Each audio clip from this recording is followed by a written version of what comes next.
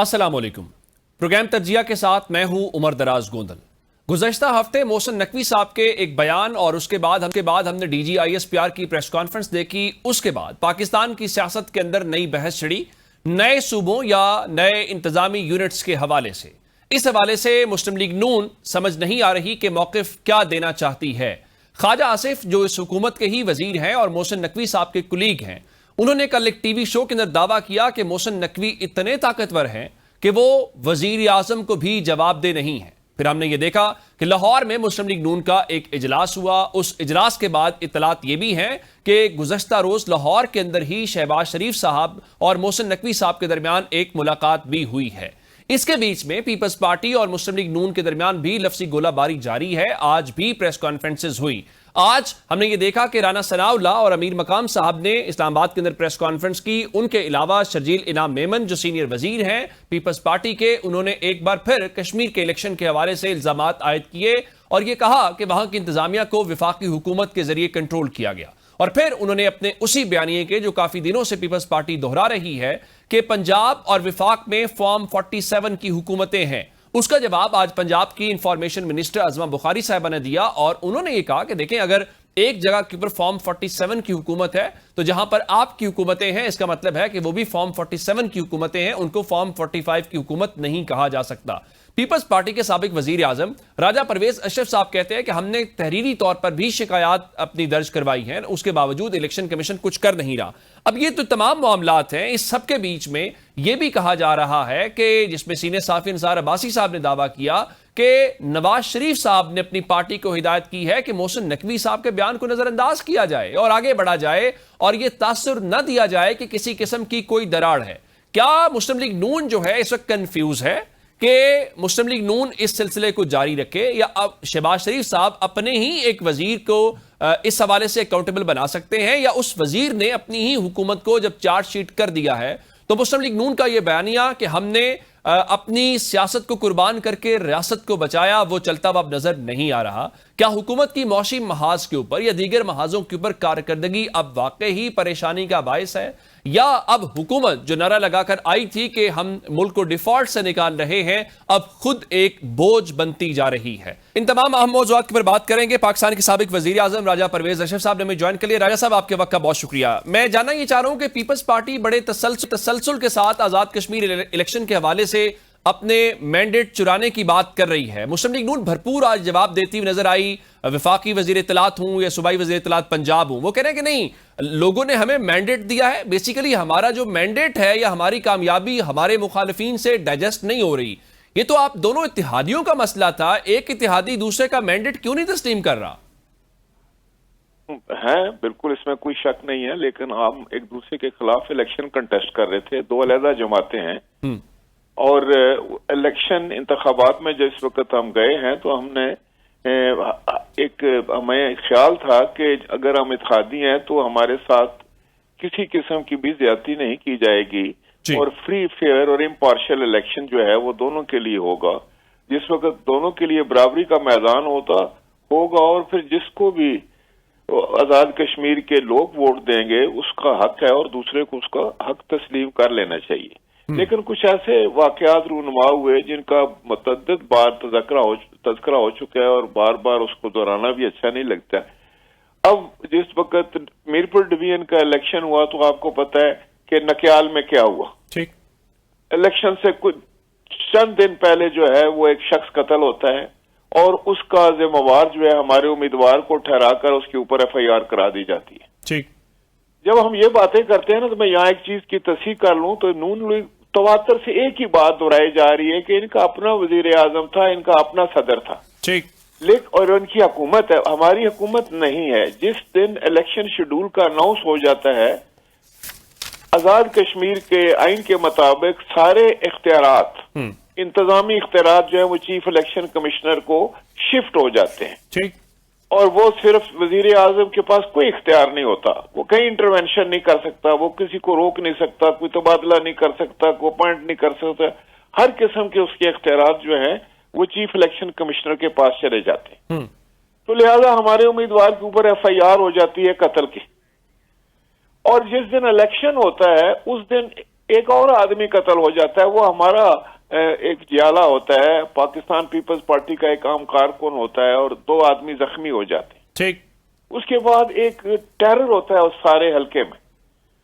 मैं सिर्फ ये कहता हूं कि जिस वक्त आप अमन अमान नहीं रख सकते, आप एक ऐसा माहौल बना देते हैं जिसमें हर आदमी खौफ का शिकार हो जाएगा, और उसका मकसद ये होता है कि ज्यादा से ज्यादा लोगों को रोका जाए ताकि वो जो है वो पोलिंग स्टेशन पर ना पहुंच सकें।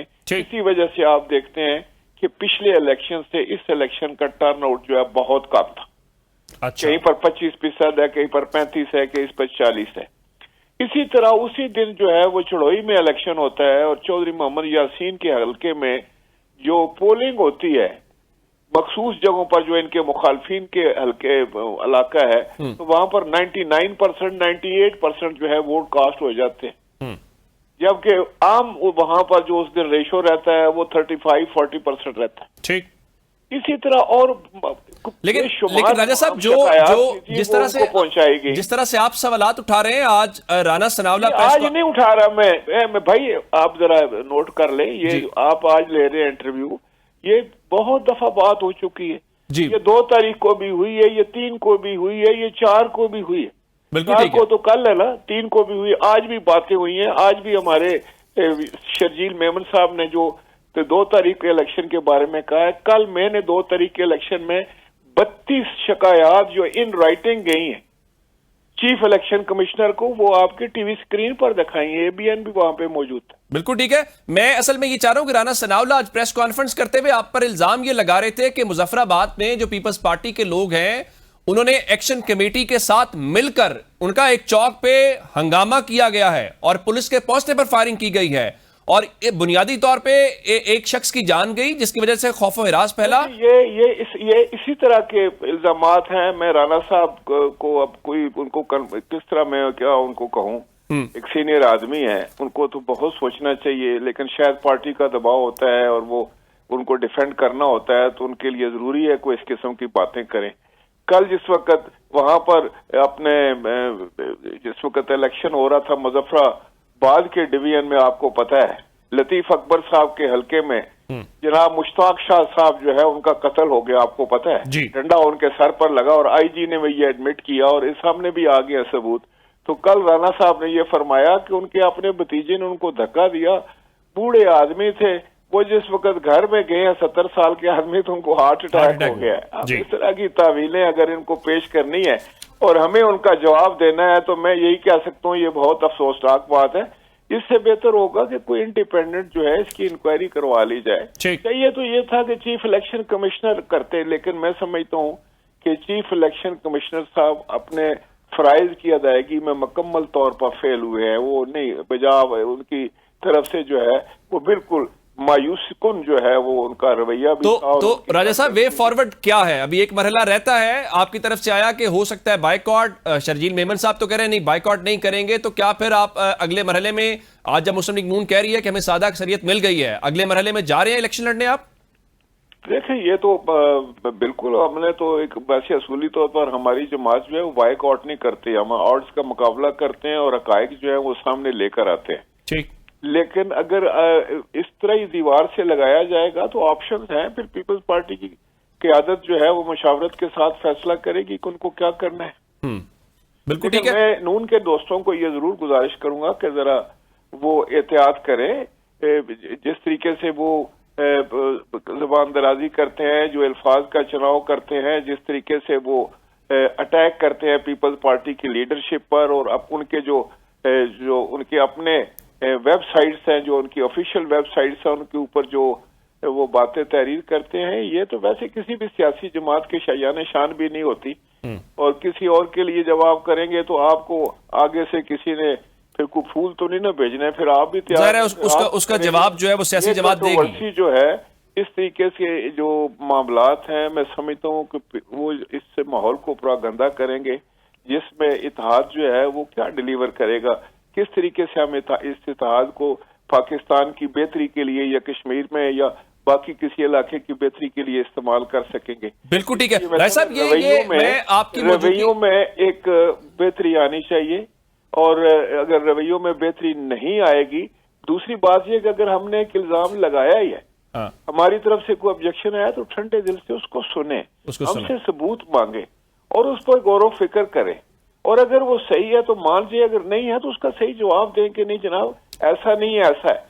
لیکن آگے سے بالکل شور شرابہ کر دینا اور چیخو پکار کر دینی، اونچی آواز میں باتیں کرنی کہ اس میں ہماری آواز دب جائے، تو یہ میں سمجھتا ہوں کہ نہ سیاست کے لیے کوئی اچھا شگون ہوگا، نہ اتحاد کے لیے، نہ اس کے لیے شگون ہے۔ میں ذرا آپ کی موجودگی کا فائدہ اٹھاتے ہوئے یہ پوچھنا چاہتا ہوں، محسن نقوی صاحب یہ سسٹم ناکام ہونے کی بات کر رہے ہیں، ظاہر ہے کہ اس سسٹم کا آپ لوگ بھی حصہ ہیں، آپ خود وزیر اعظم بھی رہے، فی الحال بھی آپ اتحادی ہیں، یہ سسٹم کی ناکامی سے کیا مراد لیا جائے جو محسن نقوی صاحب کہہ رہے ہیں؟ دیکھیں اگر تو سسٹم کو امپروو کرنے کی کوئی بات کرتا ہے کہ اس میں بہتری آنی چاہیے، تو بہتری کی گنجائش تو ہر سسٹم میں ہوتی ہے نا جی۔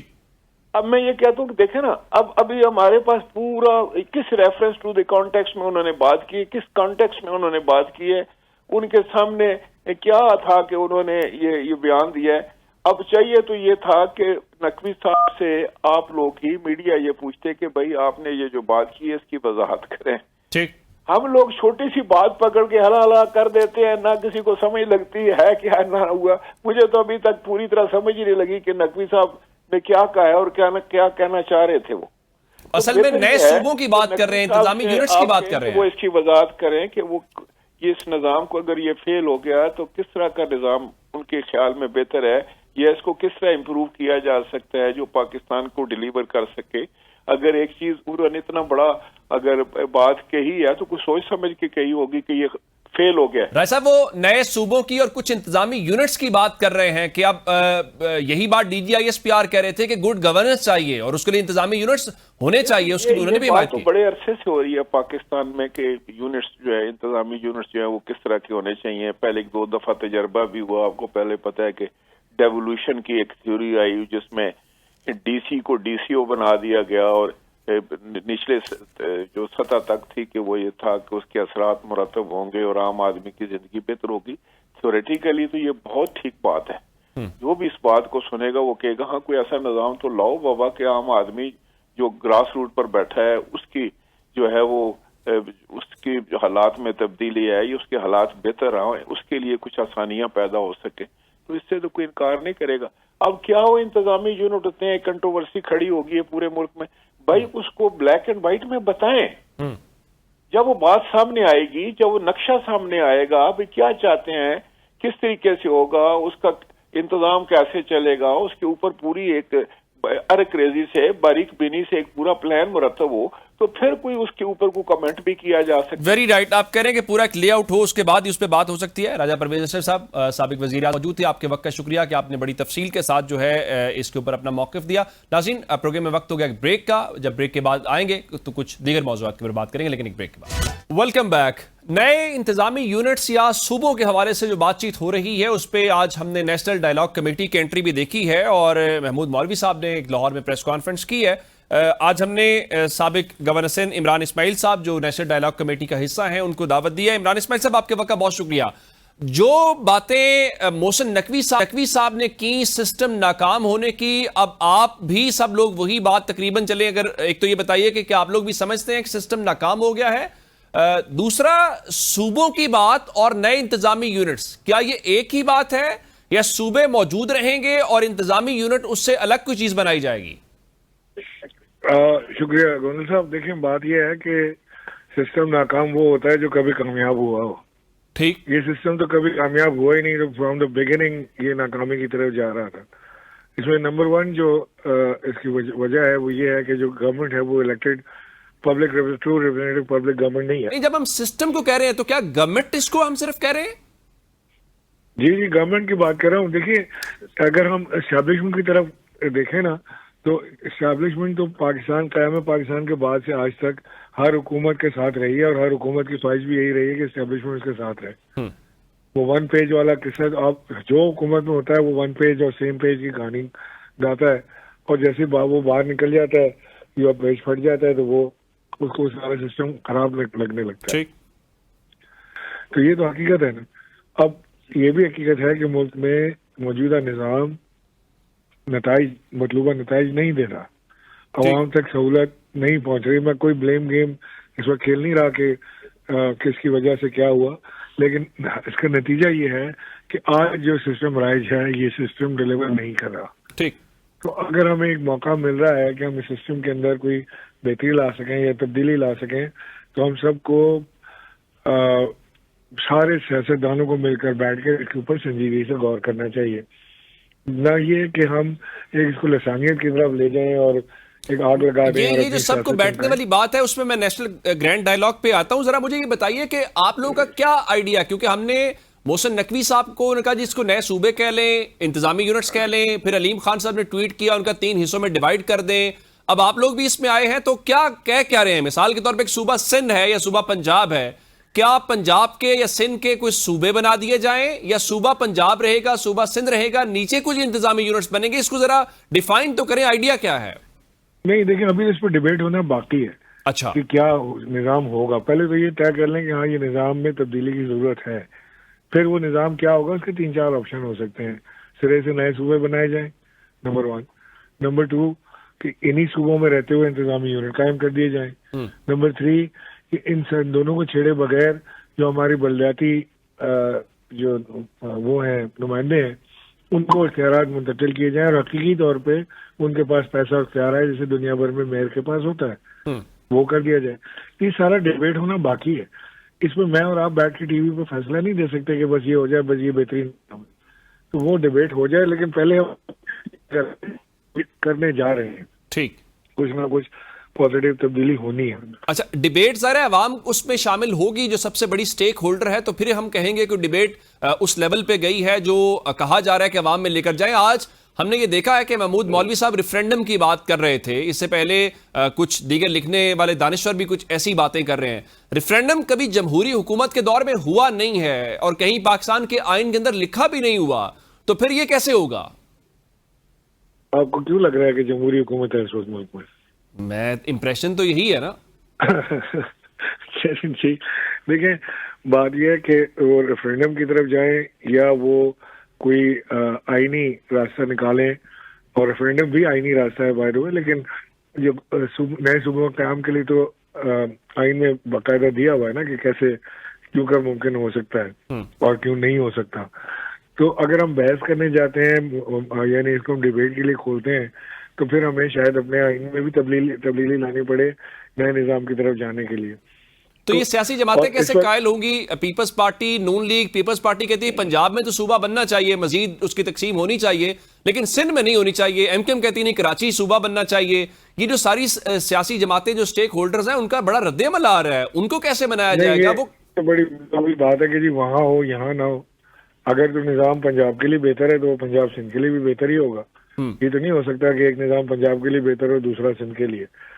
اور دوسری بات یہ کہ اگر تو آپ نے اس کو واقعی عوامی رائے کے حساب سے آگے چلنا ہے تو پھر میں سمجھتا ہوں کہ عمران خان سے بھی کنسلٹ کرنا انتہائی ضروری ہے, کیونکہ وہ اس وقت ایک پارٹی ہے تحریک انصاف جو سب سے پاپولر پارٹی ہے پاکستان کی انڈاؤٹیڈلی, اور وہ عوام کے ریپرزینٹیو بھی ہے.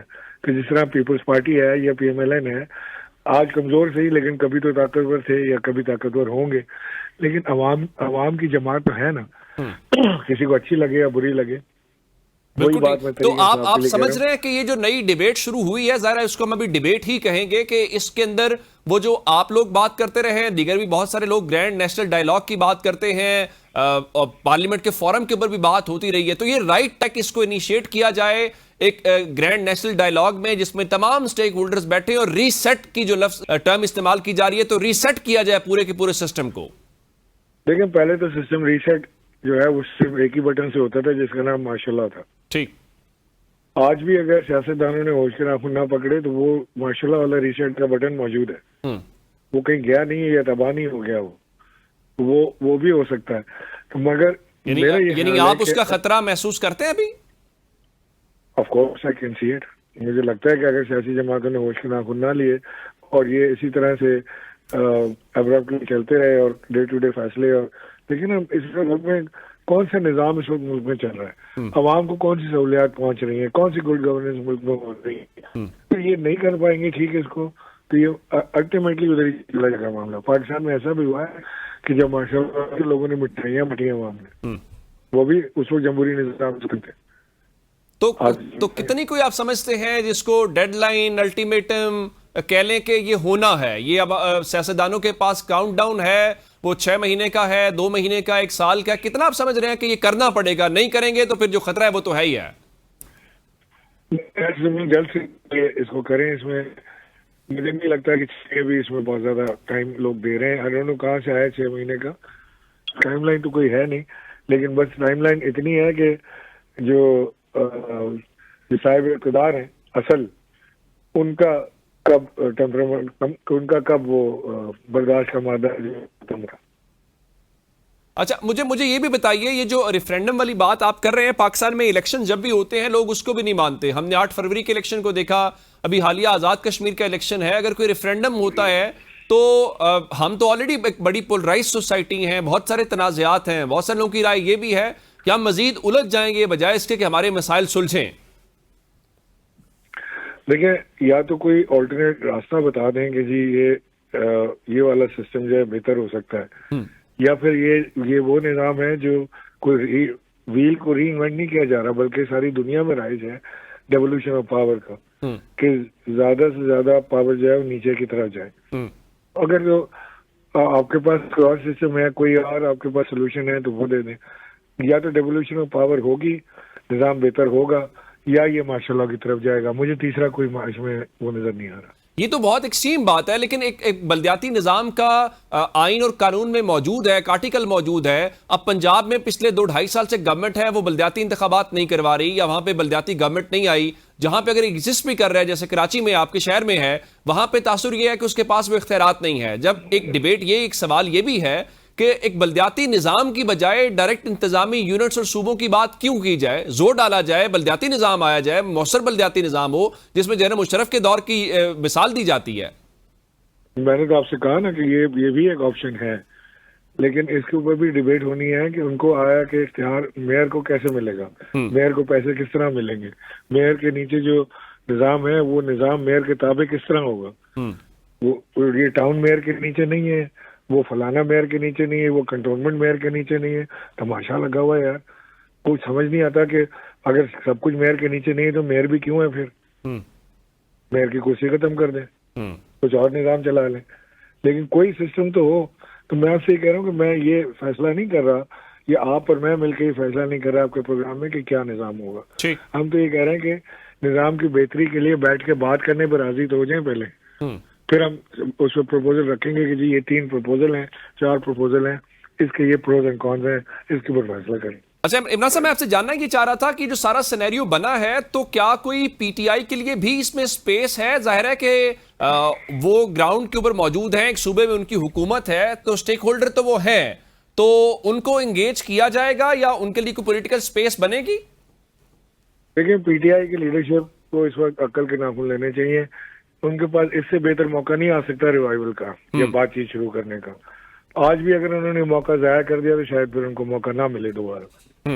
और इसी सिलसिले में अब मुझे पता है पीटीआई की जो इस वक्त एग्जिस्टिंग लीडरशिप है जेल से बाहर, उनकी कैपेबिलिटी का भी पता है, कैपेसिटी का भी पता है। इसीलिए हमने फैसला किया है कि हम इस्लामाबाद हाई कोर्ट में एक पिटीशन डाल रहे हैं कि हमें इमरान खान से मुलाकात की इजाज़त दी जाए, और अगर हमारी इजाज़त मिल गई और हमारी मुलाकात हो गई तो हमने खान साहब से यही बात करनी है कि ये मौका है कि जिसके ऊपर, क्योंकि आइडिया आपका था, हमेशा आपकी ख्वाहिश है डेवोल्यूशन ऑफ पावर की और सिक्योरिटी इंतजामी यूनिट्स की, तो वो मौका आ गया है। तो वो उससे हमारा प्रोग्राम भी इम्प्लीमेंट होगा और पीटीआई को दोबारा एक ब्रीदर भी मिलेगा। वैसे आप कोट लखपत जेल जाते रहे हैं, बाकी जो मुलाकातें करते रहे, वहां तो बगैर पिटीशन के भी आपकी मुलाकात होती रही है, तो इस बार यहाँ पिटीशन के साथ क्यों जाना चाहते हैं?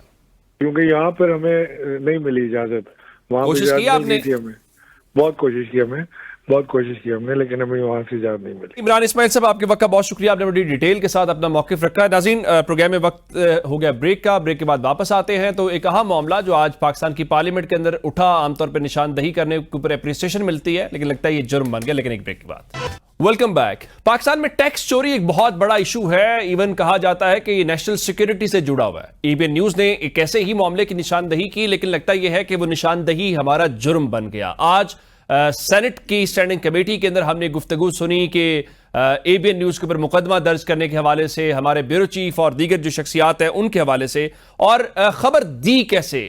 کیا اس ملک کے اندر خبر دینا جرم ہے؟ کیا لوگوں کے سامنے حقائق رکھنا اور لوگوں کو یہ بتانا کہ روزانہ آپ سے لیوی کی بد میں اور بہت ساری صورتوں میں جو ٹیکس لیا جاتا ہے، جو کہ آپ انکم ٹیکس دینے کے بعد دیتے ہیں، لیکن جو آپ کو سگریٹس کے حوالے سے، دیگر چیزوں کے حوالے سے ٹیکس دینا ہے، اگر وہاں پر ٹیکس نہیں دے رہے تو اس کو ہائی لائٹ کرنا کیسے جرم ہے؟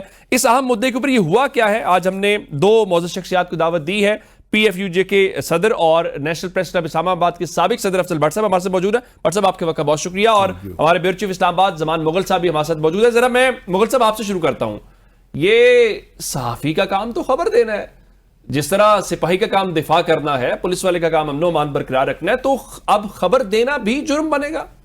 بسم اللہ الرحمن الرحیم۔ اس میں کوئی شک نہیں ہے کہ میں نے ماضی میں آج تک کوئی پروسیڈنگ ایسی نہیں دیکھی کہ جس میں قائمہ کمیٹی میں اس نوعیت کے ریمارکس پاس کیے جائیں کہ مالک کو اٹھا لو، رپورٹر کو اٹھا لو، بیورو چیف کو اٹھا لو، موبائل فرینزک کرو، یہ خود بولیں گے، اور ان کو گرل کرو جیسے پی ٹی آئی کے ورکرز کو کیا گیا ہے۔ اچھا، تو یہ خود بولیں گے کہ کیا ہوا ہے۔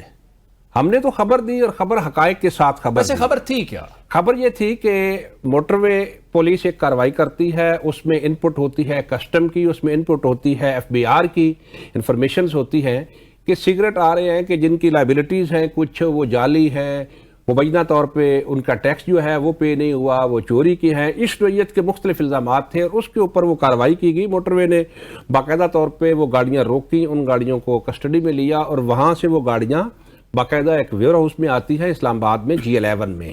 اب اس حوالے سے ہم نے یہ بتایا کہ یہ کارروائی ہوئی ہے، اور اس میں جب ویڈیو میں دیکھا گیا کہ اس کے اوپر جو سگریٹ ہے اس کے اوپر لوگو کس کمپنی کا ہے، تو ہم نے اس لوگو کے حوالے سے بتایا کہ یہ کمپنی کون سی ہے، ایف بی آر میں کس ریکارڈ کے تحت یہ کمپنی ہے، اور اس کمپنی کا مالک کون ہے، اور اس کا کس سینیٹر کے ساتھ کوئی قریبی تعلق ہے۔ ہم نے یہ چیزیں ڈسکس کی، تو وہ برا مان انہوں نے اپنی اکاؤنٹیبلٹی کے لیے خود کو پیش کرنے کی بجائے ہماری اکاؤنٹیبلٹی کرنی ہے۔ میں بٹ صاحب کو اس حوالے سے شامل کرنا چاہتا ہوں۔ بٹ صاحب، یہ جو سارا معاملہ ہونا تو یہ چاہیے، ایک تو پارلیمنٹ کو اس چیز کو اپریشیٹ کرنا چاہیے تھا، لیکن بجائے اس کے یہ تو بالکل ویسے ہی بات ہے نا کہ منہ بند کروانے والی، کہ آپ خبر ہی نہ دیں۔ آپ تو آزادی اظہار رائے کے حوالے سے بات کرتے ہیں، یا یہ ہم سب صحافیوں کا مدعا ہے۔ یہ آج جو اسٹینڈنگ کمیٹی عدالت تو نہیں ہے، اگر آپ کو کوئی اعتراض ہے تو اس کے لیے بہت سارے فورمز موجود ہیں، لیکن یہ کہنا کہ اس کو اٹھا لو، اس پہ مقدمہ درج کرو، اس کے فون کا فورینزک کراؤ، کیا یہ اسٹینڈنگ کمیٹی ایک رائٹ فورم ہے؟ دیکھیں، پہلی بات تو یہ ہے کہ ہم نے ماضی میں دیکھا تھا کہ ایف آئی اے جرنلسٹوں کو تنگ کرتی ہے، پولیس تنگ کرتی ہے، بعد بتاخور تنگ کرتے ہیں، اور پارلیمنٹ ہمیشہ پروٹیکٹ کرتی تھی، پریس فریڈم کو پروٹیکٹ کرتی تھی، جرنلسٹ کو پروٹیکٹ کرتی تھی۔ آج جو کچھ ہوا اسٹینڈنگ کمیٹی آن انٹیریئر کے اندر، اس کی ماضی میں مثال نہیں ملتی۔ کہ بالکل آپ نے ٹھیک فرمایا کہ ایک چینل نے خبر دے دی کہ بھائی یہ وقوع ہوا ہے، اب اگر آپ کو کوئی اعتراض ہے تو اس کے لیے بہت سے ادارے موجود ہیں جہاں آپ ہماری خبر کے خلاف جا کے بات کر سکتے ہیں، لیکن وہاں آپ اس کمیٹی میں بیٹھ کر جو کمنٹ آپ نے پاس کیے کہ ان کو اٹھا لو، ان کے فون قبضے میں لے لو، این سی سی آئی اے کو ہدایت کرو کہ فوری طور پر ان کے خلاف ایف آئی آر درج کرے، اور پھر مالک کو بھی بلاؤ چینل کے، اور رپورٹر کو بھی بلاؤ، اور ان کے ساتھ وہ سلوک کرو جو پی ٹی آئی کے ایکٹیوسٹ کے ساتھ کیا گیا۔ میرا اپنا خیال یہ ہے کہ پوری پارلیمنٹ کو میری درخواست ہوگی، جتنی پولیٹیکل پارٹیز ہیں پارلیمنٹ کے اندر، پاکستان پیپلز پارٹی کے اراکین پارلیمنٹ سے، پی ٹی آئی کے اراکین پارلیمنٹ سے، جے یو آئی کے اراکین پارلیمنٹ سے، نون لیگ کے اراکین پارلیمنٹ سے، کہ ہم ہمیشہ اداروں کا احترام کرتے ہیں، اور ہم یہ بھی توقع رکھتے ہیں کہ وہ ادارے ہمارا بھی وہی احترام کریں گے جو ہم احترام کرتے ہیں۔ عوام کے لیے بھی ضروری ہے کہ ان سینیٹرز کے جن کے نام تھے وہ خود عدالت لگا کے بیٹھے ہوئے تھے، حالانکہ انہیں اس کمیٹی سے عام طور پر جیسے جج کے سامنے کوئی کیس آئے، اس میں جج کا نام ہو تو جج اپنے آپ کو الگ کرتا ہے، کیا ان سینیٹرز کو اس کمیٹی کی پروسیڈنگ کے اندر بیٹھنا چاہیے تھا؟ دیکھیں، میرا اپنا خیال ہے کہ جس پر الزام لگ جاتا ہے تو وہ از خود پیچھے ہٹ جاتا ہے اگر اس پہ اعتراض نہ بھی کیا جائے۔ دوسرا یہ ہے کہ پارلیمنٹ کسی سینیٹر کی ملکیت نہیں ہے، یہ کسی رکن پارلیمنٹ کی ملکیت نہیں ہے، یہ عوام کی آواز ہے۔ اگر آپ یہ ثابت کرنا چاہتے ہیں کہ یہ چند لوگوں کے مفادات کو پروٹیکٹ کرنے کے لیے یہ کمیٹی قائم کی گئی ہے، چند لوگوں کے مفادات کو پروٹیکٹ یہ پارلیمنٹ کرے گی، یہ عوام کے ایشو کو پروٹیکٹ نہیں کرے گی، پریس فریڈم کو پروٹیکٹ نہیں کرے گی، تو پھر میرا خیال ہے یہ وہ پارلیمنٹ نہیں ہے جس کا خواب ہم نے دیکھا تھا اور جس کی بالادستی کی ہم ہمیشہ بات کرتے ہیں۔ مغل صاحب، یہ اگر ان کے نام آئے ہیں بنیادی طور پہ یہ انہی سینیٹرز کے نام تھے، میں ذرا عوام کے سامنے یہ رکھ دوں تو انہوں نے خود سے آج عدالت لگا لی ہے، وہ خود ہی جج ہیں، وہ خود ہی اس میں مدعی ہیں اور سب کچھ وہی ہیں۔ اصولی طور پہ کیا ان کو اس کمیٹی کے اندر بیٹھنا چاہیے تھا اگر انہیں اعتراض بھی اس مدعے کے اوپر تھا؟ ایک تو انہیں رائٹ فورم کے اوپر نہیں گئے، نمبر 1۔ نمبر 2، جب ان کا اپنا نام ہے تو اس پہ بیٹھ کے کسی اور کے بارے میں وہ عدالت لگا سکتے ہیں؟ کسی بھی صورت میں وہ ایسا نہیں کر سکتے، اور سب سے پہلے تو یہ دیکھنے والی چیز ہے کہ اس کمیٹی کے جو ایکچوئل ممبرز ہیں وہ کون کون ہیں، اور جو باقی لوگ ادھر آئے ہوئے تھے، جو ممبران آئے ہوئے تھے، سینیٹرز آئے ہوئے تھے، کیا وہ اسپیشل انوائٹی تھے؟ اگر اسپیشل انوائٹی تھے تو کیا کسی میمورنڈم میں، کسی ریکویسٹ میں ان کے انویٹیشن کا کوئی ذکر ہے؟ یہ چیزیں دیکھنے والی ہیں۔ اور ہم نے تو دیکھا ہے کہ ایون عدلیہ میں بھی اگر کسی بھی جج کے حوالے سے کوئی چیز آ جاتی ہے تو وہ خود کہتا ہے یہ کیس میں واپس کر رہا ہوں۔ اب اپنے کیس کے اندر جج نہیں ہو سکتے، بڑا سادہ سا اصول۔ بالکل، میں کیس واپس کر رہا ہوں، یہ کیس میں نہیں سنوں گا کیونکہ میرے اوپر ایک الزام لگ رہا ہے۔ اور یہاں پہ تو جن کے اوپر الزام ہے ان کو ڈائریکٹلی ان کے اوپر بھی نہیں ہے، ان کے ریلیٹیوز کے اوپر ہے، ڈائریکٹلی سینیٹر کے اوپر الزام نہیں بلکہ ان کے عزیز کے اوپر ہے، اور اس کے باوجود وہ خود کمیٹی میں بیٹھتے ہیں، اور کمیٹی میں بیٹھ کے نہ صرف وہ خود ریمارک پاس کرتے ہیں بلکہ دوسروں کو بھی کنونس کرتے ہیں، اور جب وہ دوسروں کو بھی کنونس کریں گے تو ظاہر ہے وہ بھی سینیٹرز ہیں، کسی نہ کسی حوالے سے ان کا آپس میں لنک جڑتا ہے، تو سارے کا سارا بجائے اس کے ہونا تو یہ چاہیے تھا کہ یہ خبر آئی جن اداروں کے حوالے سے یہ چیزیں تھیں اس کی انکوائری ہوتی۔ پہلے سگریٹ چوری کے حوالے سے ایک ایشو تھا، اس میں 25 کروڑ کی سگریٹ چوری تھی، اس میں باقاعدہ تحقیقات ہوئی ہیں، اور وہ تحقیقات جو ہیں اس کے اوپر ایف آئی اے نے اپنی فائنڈنگ بھی دی ہے، فیکٹ فائنڈنگ دی ہے کہ وہاں پہ کیمرے نہیں لگے تھے، وہاں پہ انہوں نے باقاعدہ طور پر رجسٹر میں اندراج نہیں کیا تھا، ساری چیزیں انہوں نے دی ہے۔ تو اس کے اوپر بھی باقاعدہ کوئی تحقیقات کروائی جاتی، بجائے تحقیقات کروانے کے ٹی وی چینل کی آواز کو دبانے کے لیے، میڈیا کی آواز کو دبانے کے لیے اس طرح کی بات انہوں نے گورنمنٹ کو ظاہر لکھا ہے یا گورنمنٹ کو انسٹرکشنز وہ پاس کر رہے ہیں، تو گورنمنٹ کے حوالے سے پہلے بھی بہت اعتراضات ہیں کہ پاکستان کے اندر صحافت کوئی آسان نہیں ہے۔ یہ وہی بات ہے، ہم گورنمنٹ سے ہی مطالبہ کریں گے پھر، اور انہی سے ہم بات کریں گے، تو گورنمنٹ سے کیا آپ اس کے اوپر ظاہر ہے کہ اس میں جو بھی اکابرین ان کے دیکھیں، ہر کمیٹی کا ایک دائرہ اختیار ہے، ہر ادارے کا اپنا ایک دائرہ اختیار ہے، کیا وہ اپنے دائرہ اختیار سے تجاوز کرنا چاہیے انہیں؟ کہ اگر ایک چینل کوئی اخبار خبر دیتا ہے اور آپ کو اگر اس اخبار یا چینل کی خبر پہ اعتراض ہے تو فوراً موجود ہے، ہر پاکستانی اس میں جا سکتا ہے، یہ صرف کسی رکن پارلیمنٹ کا استحقاق نہیں ہے۔ تو اس لیے میں اب بھی چیئرمین سینٹ سے درخواست کروں گا کہ وہ اس معاملے کا خود نوٹس لیں، اور جو ہول کمیٹی ہے جو جس میں تمام اراکین سینٹ ہیں وہ بھی اس پہ غور کریں کہ اگر اس طرح آپ مس یوز کرتے رہے اس کمیٹی کو، یہ تو ابھی زمان مغل صاحب بتا رہے ہیں کہ بہت سے لوگ ایسے تھے جو ممبر بھی نہیں تھے، اسپیشل انوائٹی تھے، تو کیا جس کے خلاف کوئی ثبوت دیا جاتا ہے، کوئی خبر لگائی جاتی ہے، بجائے اس کے کہ وہ ریلیونٹ جو لا قانون کے تحت جو فورم بنے ہوئے ہیں وہ جائے، وہ رکن اسمبلی کی حیثیت سے یا رکن سینٹ کی حیثیت سے صرف وہاں بیٹھ کر پریشر ڈالیں۔ ہو گیا، ورنہ اس گفتگو کو آگے بڑھاتے ہیں۔ میں اپنے دونوں معزز مہمانوں کا، افضل بٹ صاحب کا اور صاحب کا شکریہ ادا کروں گا۔ ناظرین، آج کے لیے اتنا ہی، اپنا خیال رکھیے گا، خدا حافظ۔